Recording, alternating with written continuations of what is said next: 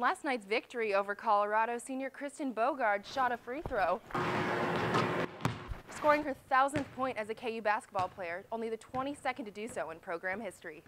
The KU women's tennis team finished their 7-game home stretch last night, sweeping UMKC in 7 sets. Well, the anticipation is over. Last night, number 7 Kansas kicked off their season here at Allen Fieldhouse, taking on Longwood.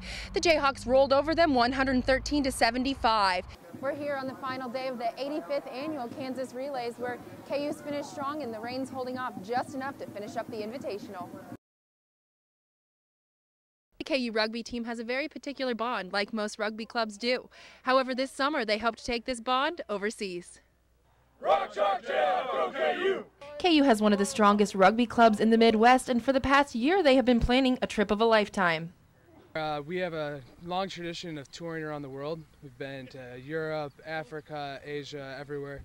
And we're starting that tradition up again, so we're going to Brazil. The team has been planning their Brazil tour for about a year now, as they knew the cost would be high, roughly $2,500 a person, which the team has now been fundraising for months.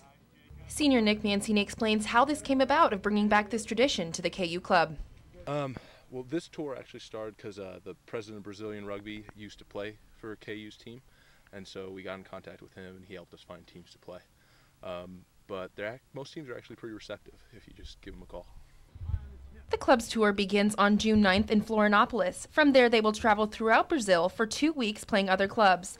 They plan on staying either in hostels or with host families, which assistant coach Joe Kiltaika says is one of the many unique aspects about rugby. You know, you don't get to travel like this with any other sport, you know, internationally.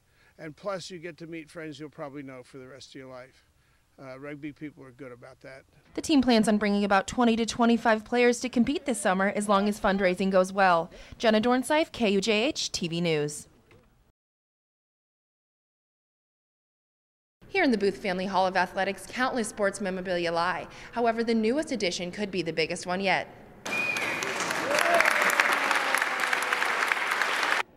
This past weekend, the Nelson Atkins Museum, in collaboration with the Booth family, unveiled the museum's newest exhibit. The original rules of basketball will be on display for the next 3 months. I first became aware of the rules from my good friend Vinny Klein here. So actually I read about it in Sports Illustrated. The rules were auctioned off and purchased by Lawrence native David Booth for $4.3 million. The money will go to benefit the Naismith Foundation, which promotes services to underprivileged kids. So the bidding kind of got out of hand. But we're competitive, and we're ratcheting up, and I keep looking at Suzanne. She keeps giving me the high sign, so I figure we haven't hit the top yet. We did talk about this, and it was just the whole idea of making things available for educational purposes and sharing it. In 1891, James Naismith took a simple game he played as a child as inspiration, creating his first 13 original rules of basketball. The sport took hold and today still stands as an Olympic sport.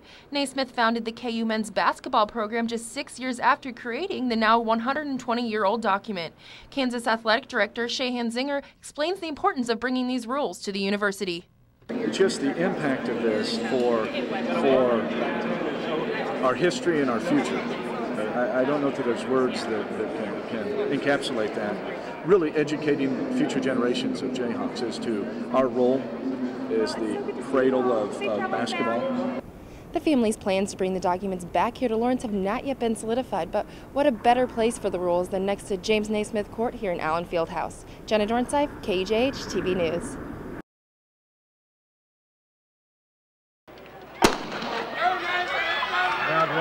The KU men's and women's track team hosted the annual Kansas Relays this past weekend at Memorial Stadium. It's almost seemed like a bigger deal this year than in years past. You know, they had this shot put downtown and everything, and it seems like sort of the whole community of Lawrence is more involved. And so it's a lot of fun, and we always look forward to competing on our home track. The Jayhawks had 73 athletes compete in this year's Invitational against teams from all over the country. Nebraska track and fielder Jason Hagg says that the Invitational has become a tradition for many schools, not just KU. Indoor track, we have probably hundreds of trophies from the KU Relay, so it's really cool looking at it and knowing that we've come here a long time. Yet the Jayhawks had a dominant performance on their home track. Freshman Diamond Dixon was the highlight of the meet, earning Female Athlete of the Meet honors for her victories in the 400-meter and 4x400-meter relay. We're here on the final day of the 85th annual Kansas Relays, where KU's finished strong and the rain's holding off just enough to finish up the Invitational. Other first-place winners were sophomore Mason Finley in the discus, sophomore Kyle Clemens in the 400 meters, junior Rebecca Stowe and Donnie Wassinger in the 1500, and freshman Jessica Morosic in the discus. Both men's and women's 4x4 relay teams brought home the gold in the Hawks' final meet of the season.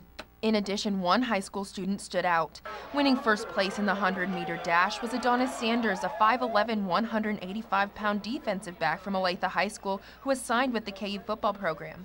Looks like Gil got that speed he's been recruiting for. Until the next Kansas Relays, I'm Jenna Dornseif, KUJH TV News.